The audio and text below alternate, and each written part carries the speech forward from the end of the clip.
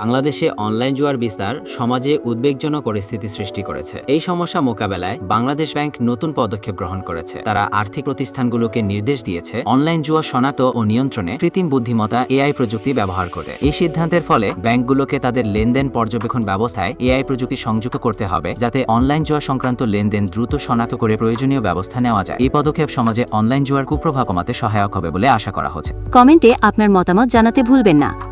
আর এমন আরও তথ্যভিত্তিক ভিডিও পেতে আমাদের চ্যানেলটি সাবস্ক্রাইব করুন, বেল আইকনে চাপ দিয়ে আমাদের সাথেই থাকুন এবং আপনার মতামত জানাতে ভুলবেন না।